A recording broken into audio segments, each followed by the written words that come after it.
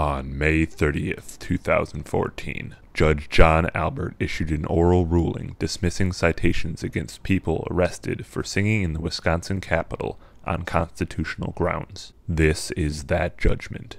The starting point for today's ruling would be Article 1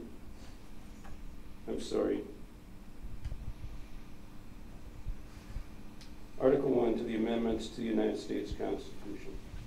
Congress shall make no law respecting an establishment of religion or prohibiting the free exercise thereof or abridging the freedom of speech or of the press.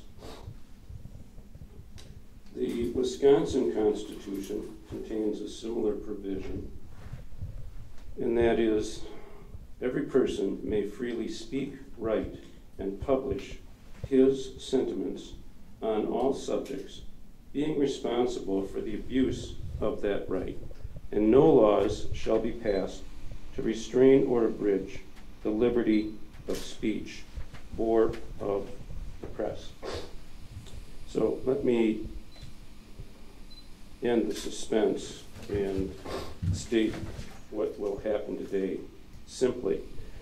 In March of 2011, I was the judge who, by some media reports, actually from this seat in this courtroom, threw the protesters out of the Wisconsin Capitol. Following that decision, people actually applauded me for doing that.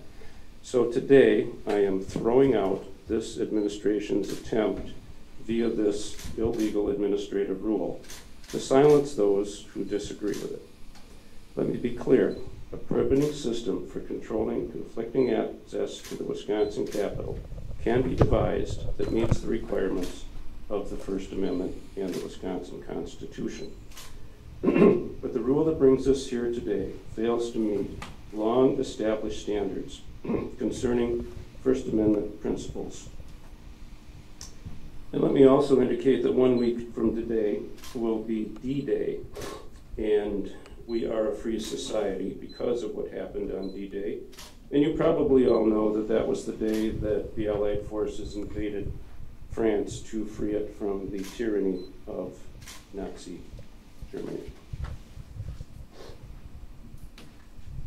As I said, in March of 2011, there were thousands of people in the state capitol. That was my case. I entered a ruling, and then Chief Tubbs cajoled the people occupying the Capitol to leave. He no longer is the chief of police for the Capitol. Via EMR 1305, bypassing the normal rule procedure, the governor announced an emergency.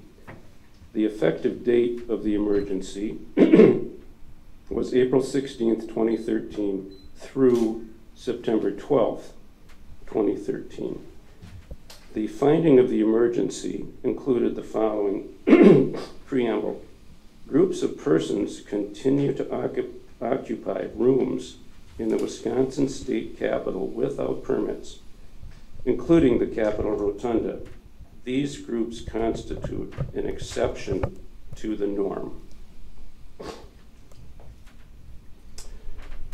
That rule and its subsequent enforcement is what brings us here today as to all of you, counsel accepted. That rule prompted a lawsuit by the American Civil Liberties Union on behalf of one plaintiff, Kissick. Now, the American Civil Liberties Union is known to cause trouble for state, municipal, and the federal government when it comes to abuse of citizens' First Amendment rights.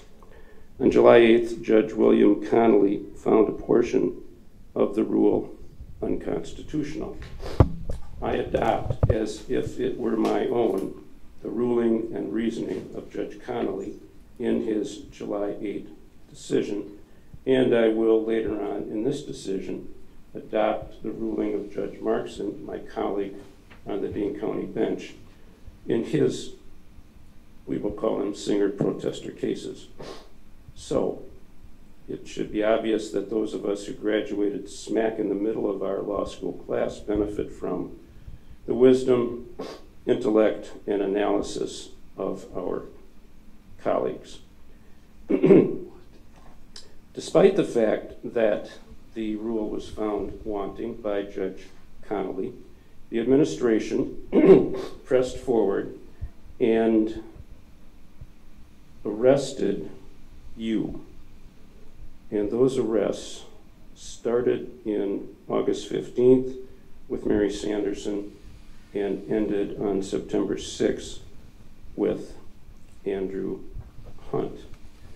That lawsuit needs to be mentioned, was settled on October 8, 2013, when the Department of Administration paid to plaintiffs' counsel, including the ACLU, $88,270.80. However, the administration felt that they could cobble together what was left of their rule, combine it with Judge Connolly's ruling, and still pursue prosecutions. The emergency rule, now known to all, but I think I should cite it for a proper record, read, sub 2, in order to preserve the order which is necessary for the enjoyment of freedom by occupants of the buildings and facilities, and in order to prevent activities which physically obstruct access to department lands and buildings, or prevent the state from carrying on its instructional, research, public service, or administrative functions, and pursuant to section 16.846 stats. Whoever does any of the following shall be subject to a forfeiture of not more than $500. V, in parentheses, without approval of the department, conducts an event in those buildings and facilities managed or leased by the department or on properties surrounding those buildings. Sub VM, in parentheses, any participant or spectator within a group constituting an unlawful assembly who intentionally fails or refuses to withdraw from the assembly after it has been declared unlawful shall be subject to the penalties identified in sub 2. Any event may be declared unlawful if its participants, and this is sub 5, enter or occupy any building or facility managed or leased by the department without authorization. And the protocol for continuing to enforce the ruling that had been questioned by the federal court was as follows. A signboard was set up that said, if we determine that your event is larger than 20 people and you do not have the required permit, we will declare the event unlawful. If participants do not move outside or disperse, they will be subject to arrest. Part of the protocol also involved a broadcast message that read as follows. Attention in the Capitol. This is the State Capitol Police Chief David Irwin. I have determined that your group or event does not have the required permit. I am declaring this an unlawful event. Please move your group outside or disperse immediately. If you do not, each participant is subject to arrest. And so that's why you are here today.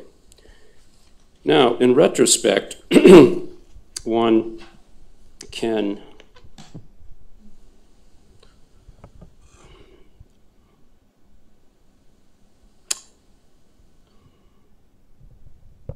reflect that had you simply waited until September 13th of 2013 to exercise your First Amendment rights, you could have done so with impunity, because the emergency only existed between April 16th, 2013 and September 12th, 2013.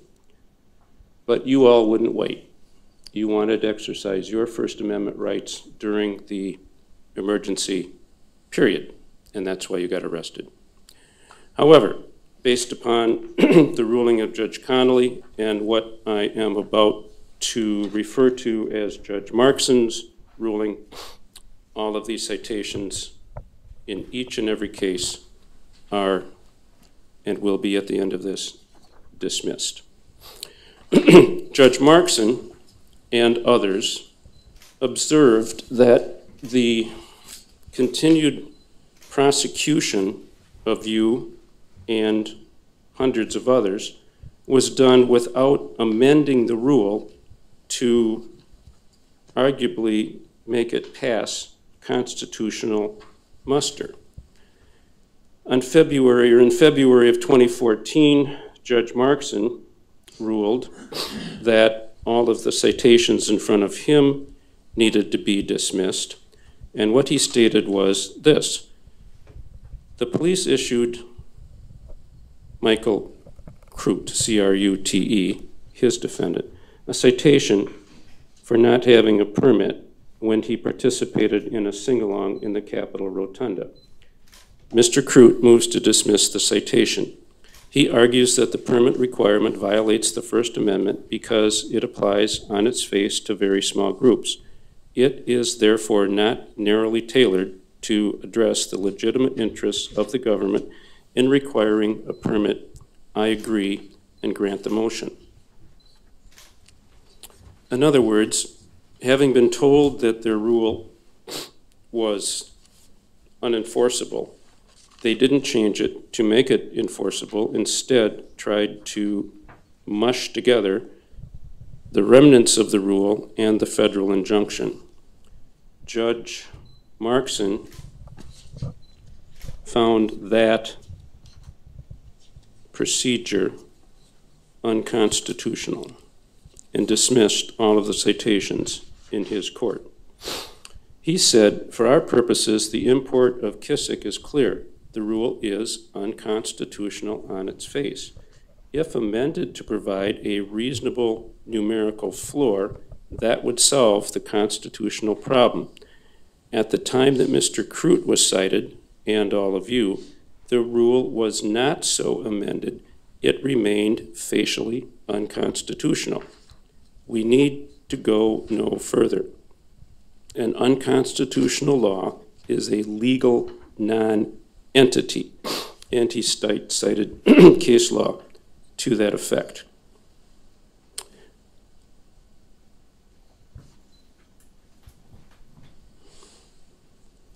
He went on to say that because the rule is void, those citations had to be dismissed, and there is nothing more to be decided.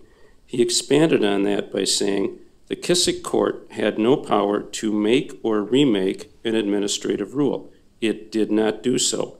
The Kissick court preliminary injunction was a way to balance temporarily the competing interests. The court's ruling must be respected, but it is not self-executing. The state never amended the rule to conform to the preliminary injunction. If the state wished to penalize citizens for speaking and assembling without a permit, it was required to do so under a rule that is unconstitutional.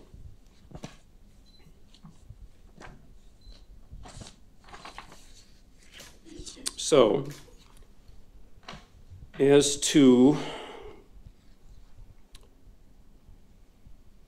State of Wisconsin versus Kelly D. Albrecht, all cases against you are dismissed. As to Adam Chern, your citation is dismissed. As to Emily Catherine Hope, your citation is dismissed. As to Andrew S. Hunt, your citation is dismissed, both of them. As to Amy Noble, your citation is dismissed. As to Bruce Noble, your citation is dismissed. As to Christine Peterson, your citation is dismissed. As to John Riggs, your citation is dismissed. As to Mary Sanderson, your citation is dismissed. As to Jan Tomoric, your citation is dismissed. Now, in other cases, the state has appealed the rulings of judges who have ruled as I have ruled today. Let me ask the state, do you know if there will be an appeal of this ruling? That's not my decision, but I will be forwarding it on to the people whose decision it is. Okay. I am not allowed under ethical rules to give any unrepresented defendant legal advice. However, if the state pursues an appeal, some of you might think that vindictive. That's not for me to say. But you could be required to defend the dismissal by writing a brief in the Court of Appeals. Those of you who are unrepresented may find that a difficult, time-consuming task. However, in this courtroom are a couple of lawyers who I have known for years, and because of talent and personality, might be willing, if asked, to take on your case pro bono. And I speak of Jordan Loeb and Mr. Schulenberg. So that's where we are, except that now I need to add some dicta. Dicta is a two-syllable word that in legal parlance means you can stop listening now. It's important in journalistic circles of late to explain to their constituency how a judge decides cases by telling the readers and the viewers certain things about the judge that help understand the motivation behind the judge's ruling. So let me be of assistance if I can. I was appointed by Tommy Thompson, a Republican governor. I was told that the Secretary of the Department of Administration was quoted in the Milwaukee Journal as saying that at the time of the Capitol occupation case, the state felt it got a fair hearing and ruling from this court. Finally, and seemingly most important in all of this current crisis, I did not sign the petition for the recall of Governor Walker. I thought it was inappropriate to do so. During the time that the Capitol protest in March of 2011 was in front of me, I stayed away from the Capitol. I have never heard deliberately the protest singers sing. Now, that may seem confusing to those who get their world from the fair and balanced media. I can't help that. We are adjourned. Thank you. Thank you. Your Honor, are those dismissals with or without prejudice? With. With, okay. No more clapping.